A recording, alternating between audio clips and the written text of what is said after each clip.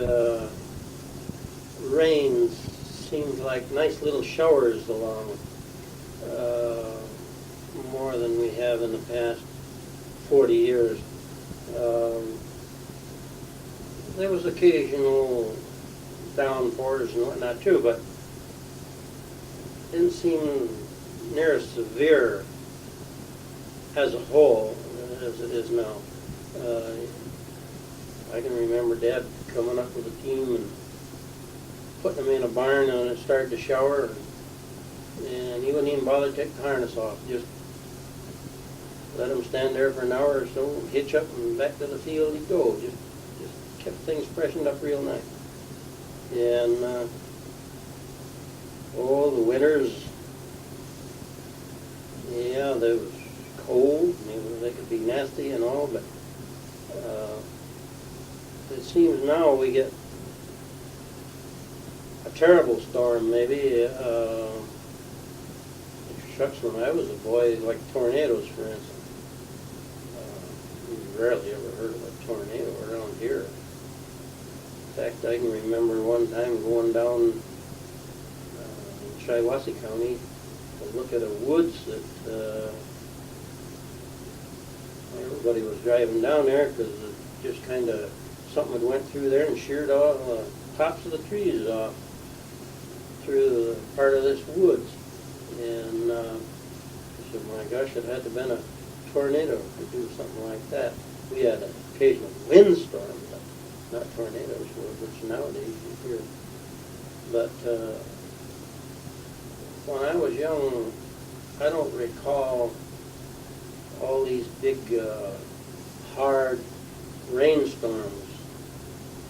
Like I say, on occasion we got one, but shucks, that's all we get now. Either we get something like that or we don't get nothing.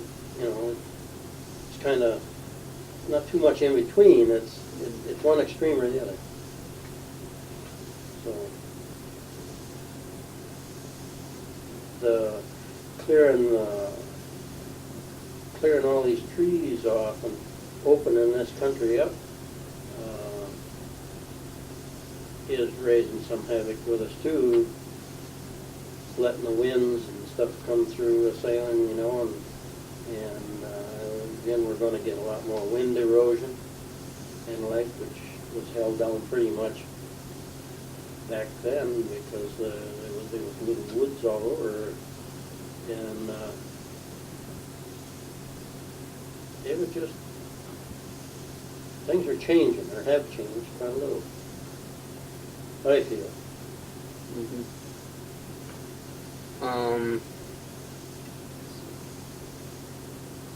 Now, early fertilizers did more or less consist of manure then? Well, basically it was the manures, yeah. There was enough to go around generally. And there was some commercial fertilizer used. We used to use a little fertilizer on wheat, and I think on the white beans and I can remember when we got to putting it on everything. But when I was a kid, I would say if Dad put fertilizer on the wheat, that was probably it.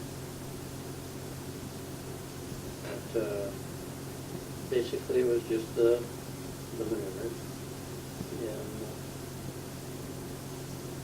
everything seems to grow good. Like I say, though, today with all the fertilizer and stuff that is put on, the crops are better than they used to be yield-wise. I think that 30 bushel wheat maybe, and I can remember when a feller over in Maple Grove talked about getting 80 bushel acres, the biggest crop he's ever heard of in the country. Everybody wondered to believe him or not, but pretty honest man, I think he did. This was after tractors and whatnot too, not back in horse days.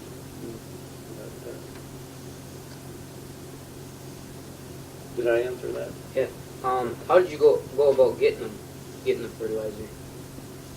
where was available? Oh, at the elevator. The elevator? Yeah, just with the elevator.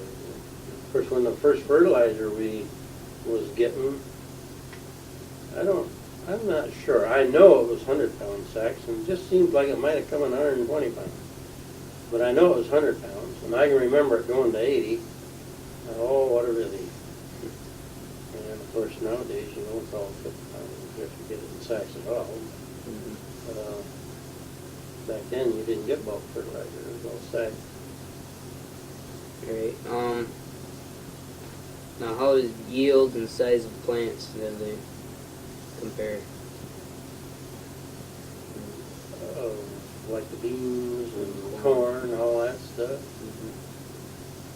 Oh, it's pretty much the same as far as corn maybe runs taller as a whole, different varieties and whatnot. I don't know, wheat and oats and all that stuff. I don't think there's all that much difference in the size of the plant. But like I say, the yield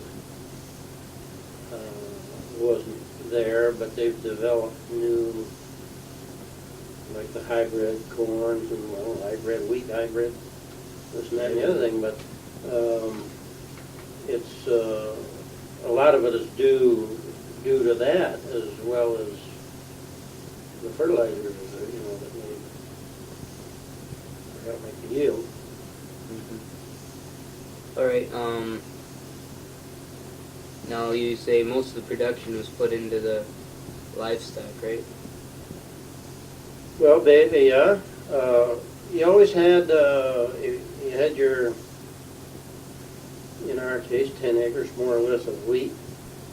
Okay, you sold most of that. That was kind of a cash crop. You fed some of it, and you took a lot of it down to the mill and had your flour made too. Or traded it for flour that was already milled. We used to go to Parcelburg and get milled wheat ground when I was a kid. I mean, I watched that old water wheel turn down there a lot when I was a kid. And the white beans, of course, was a cash crop if you raised them, or the beets. And we generally, in our case, we did. Your milk was a so-called cash crop. Of course, you had occasional calf to sell, and some people sold cream. They sold butter even. But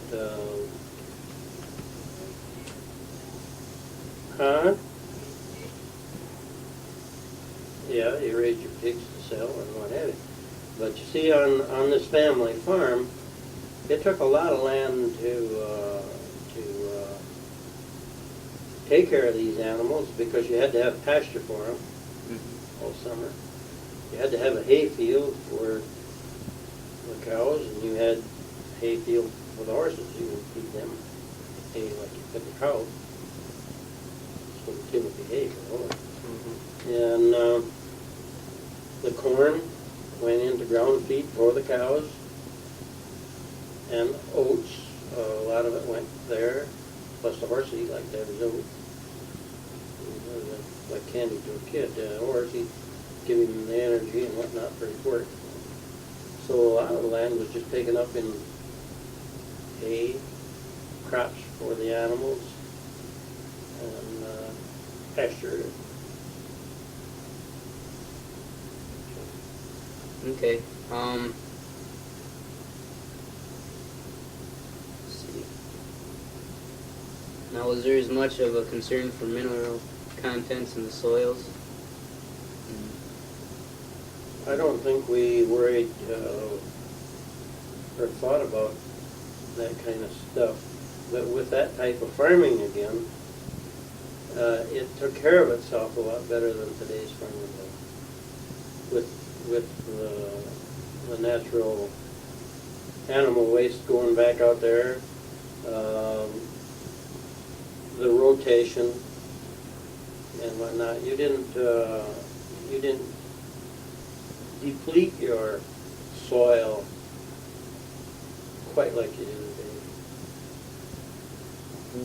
So you're putting back in as fast as you're taking back. Well, or back at least, Today's. where today you pretty much are just taking stuff off and you're just keeping it going with commercial fertilizer, which in one sense of the word is kind of a hardening agent. The ground was looser then, again, because of the rotation and all. Which also took care or helped greatly on moisture, for instance. You would have, let's say, less erosion. And this type of a thing, because your alfalfa roots, they go down in the ground, 5, 6, 7 feet, and they might make a hole in the ground an inch big. Well, when that plowed and worked, rotted down, this gives you a place for water to go down. And your nutrients and the whole bit. And so with water going into the ground at a better rate than it does today, let's say, also cuts down on erosion, you see. You got it rushing off the top here. Okay, was there any need for irrigation at all? Well, no. I don't know of any. I never knew of any irrigating. Like the prairie farm, like they piled it back in them days, way back, and like get rid of water. But as far as the irrigating, that's just come about in the past years. Primarily started out over here, let's say, on the potato farms over west of here, and just kind of spread around. Okay. What kind of different diseases did you have as far as the beans? Well, it just, again, on them navy beans, like just that old blight, as we always called it, where the leaves turn yellow and all that. And it's a kind of a crustacean on the pod and what have you. And I suppose that's got a fancy name too. I don't know what it is, but anyway, we just referred to it as blight. And one of the worst things, a lot of people do it, I don't know how they get away with it, but you can generally, if you've got a field of white beans, and if you see a little patch of blight in there at all, and you go out here to cultivate, for instance, if that bean, you should never cultivate a white bean when there's moisture on the stalk. Never cultivate a white bean. Because you go through this little patch and it'll spread that right down the rows and you can see it in no time at all. But basically, that was it. I don't recall that we have these, what they call, Mexican bean beetles and all that stuff today. I don't remember that stuff when I was a kid. If we had it, it didn't affect us, it didn't bother that much. But and we may have had it. I don't know, but I don't recall that stuff as that. About nightshade. Well, I don't recall that we had that either. In fact, I don't know that I've got any now. So I don't know nothing about nightshade, really. I've heard of plenty about it. Guys talking about plugging up their combines and all this and that. I guess it's terrible stuff. And if I've got some, I don't know what I was looking at. Turns beans black. Yeah. Alright, Well, that's the same, like nightshade, just like Jemson weed that we're getting around here all over the country, and buttonweed. The first buttonweed I ever seen on our place. that got here through seed corn out of Illinois and Iowa. And we didn't know what it was and didn't worry about it. Yeah, there's no new weed out there, you know, what the heck is that? And we discovered that no matter what the crop it was in, it'd grow just over the top of it, looking for a good batch of sunshine. That's them are western weeds, and they got up here through seeds and nothing, I'm sure. Okay, was there much heat stroke and that kind of thing? Well, never was around. Yeah, I guess it was. These old boys out there working the shock and grain and whatnot, you know, behind the old binder. I know you didn't go to the field without a good jug of water and long sleeve shirt and a big straw hat. Yeah, I suppose more than, again, as a kid, you know, it wasn't bothering me, so I didn't worry about the other stuff. But yeah, you heard about it. I don't know that it was excessive, but there was such stuff, yeah. Okay, let's see. Was there any weather lures and old sayings like that you had that you used to organize practices, like such as when you plant corn and squirrels ears? Well, yeah. When the oak leaves got as big as a squirrel's ear, yeah, it was time to plant corn. And of course, in our case, Grandpa and Grandma, when they was around, they always went by the almanac and planted by the moon signs and this type of a thing. My dad, he never was much for that, but he had to admit Grandpa seemed to have good reason to go by it pretty often. But he always said, well, Grandpa, you can plant his in the moon, I'll plant mine in the ground. But then he would turn around and talk. But there was all kinds of signs like that. And of course, there's the weather signs, like the sun dogs, they call them, the spots on or around the sun. The old woolly bear caterpillars. The blacker he is, the harder the winter is going to be. I don't know, there's something about spiders, I don't just remember what that's about. Yeah, the ring around the moon, that generally brings, that brings up a storm, don't it? And then, of course, there's red sails on the sunset, red sun in the morning deal. Red sails on the sunset, that's a good sign, supposedly.